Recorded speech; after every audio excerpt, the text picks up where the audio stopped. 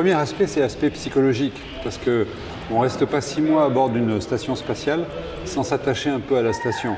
D'ailleurs, c'est la seule façon psychologiquement de survivre, c'est de se dire que la station devient en fait sa propre maison. Quand je suis revenu sur Terre, je me suis dit, effectivement, je reviens sur Terre un peu comme si on rentre d'un lointain voyage et qu'on découvre la Terre comme une planète.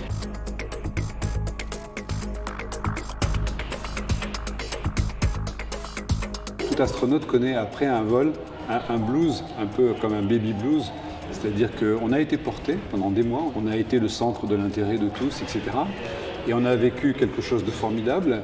On a vécu par procuration aussi la vie formidable de tous ceux qui ont participé à cet effort. Tous ceux qui au sol permettent à la station d'exister, tous les gens qui ont fait les expériences qu'on met en œuvre. Et donc on vit aussi pour les autres et par les autres, en haut d'une pyramide humaine. Et quand on rentre sur Terre, bien la pyramide finalement elle s'écroule et on se retrouve un peu face à soi-même.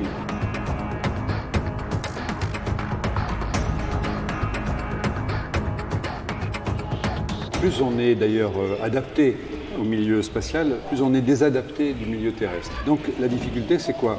C'est qu'au moment où les capteurs de votre oreille interne vous disent « il y a une pesanteur », eh bien, elle vous dérange, elle vous surprend, vous n'êtes plus habitué et donc le premier réflexe, c'est d'être malade. La difficulté, ça va être de tenir l'équilibre. Je me souviens par exemple pour l'anecdote, je vais prendre une douche juste après mon retour et je me mets un peu de savon dans les yeux, donc je ferme les yeux. Et instantanément, mon corps bascule. Mon équilibre, en fait, je ne le tenais qu'au regard.